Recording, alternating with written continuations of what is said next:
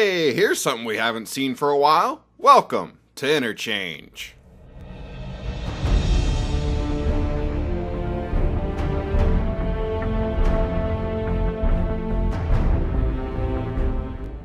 Hello, I'm Raging Amish and welcome to Interchange. I want to be upfront and apologize to everyone for taking such a long break since my previous map review. I've decided to bring these back to my channel and to do different projects for Yaosh. The fact of the matter is, I bit off more than I could chew when I decided to do map reviews and my regular reviews at the same time. I will do different projects in the future for Yaosh. Also, the map reviews are going to be more analytical than anything else. This deviates from my normal review format, so I will stress this again. My map reviews are purely analytical. If a joke fits, I'll mix it in, but don't expect too much humor from these videos. You got that? To date, I haven't really covered a big map in MW3, and I'm changing that today. Sadly, MW3 features a lot of smaller to mid-sized battlefields. To make matters even more complicated, some of the big maps have a small map feel because of all the obstacles and crap the developers put in them. Because of that, Interchange is one of only a few levels where you actually get a long-range, big map type feel. Personally, I'm a huge fan of big maps in Call of Duty, but I will admit the pace of combat can be hard to get right. Sometimes you'll end up with a map like Wasteland in Modern Warfare 2. You have sniping sightlines everywhere and the action flows well. Other times you're stuck with combat that can slow to a crawl, like on Derail, which is also from Modern Warfare 2. Thankfully that's not the case here. Interchange is more of a medium-sized map bordering on large. The layout is simplistic, which keeps the pace fast and fun. Basically, take the map downturn from MW3, but get rid of the annoying maze of obstacles.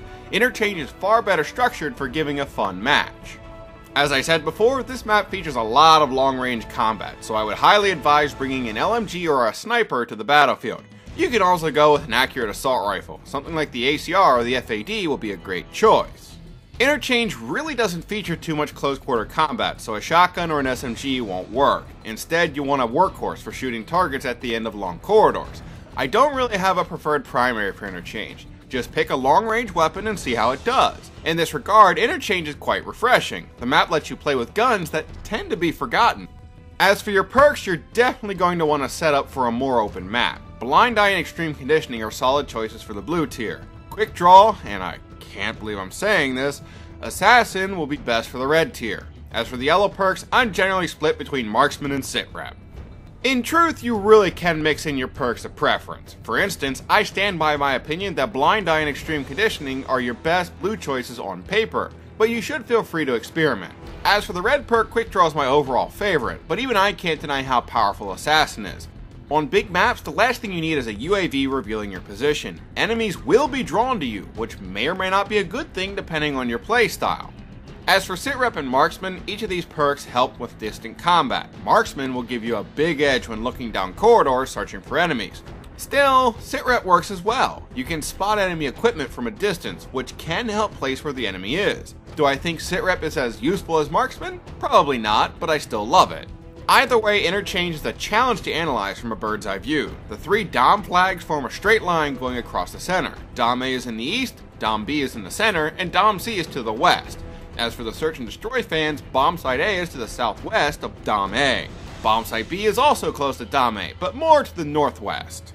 Interchange features the Delta Force fighting against the Spetsnaz. When playing Team Deathmatch, the Americans start in the east corner of the map, right around Dom A, while the Russians start at Dom C. I think both of these spawns are hot. You've also got a hot spawn in the north and another down south. Also, each area between the hot spawns is a cold spawn. This does include the center of the map.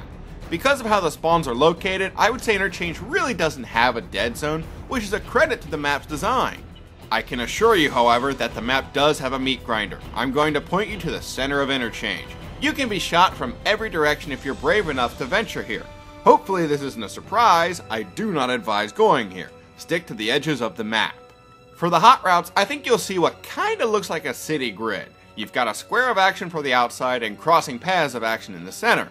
The center paths are dangerous but can reap good rewards. Like I said earlier, you are highly vulnerable when in this portion of the map, but the rewards can be high. Overall, Interchange is a pretty solid map. The level is big and fun, but unfortunately this is the exception and not the rule. In retrospect, I wish the devs would have included a few more large maps like Interchange instead of opting for tiny mazes like Mission or Carbon. Each style of map has its pros and cons. I just would have liked to see a little more diversity in the map design. Who knows? Maybe they'll bring back an older map like Wasteland or perhaps Karachi. Before we go, however, it's that time again. Interchange is a big map, so obviously campers will have plenty of places to hide. I can't name every spot, but here's my best summary of the important ones. Enjoy!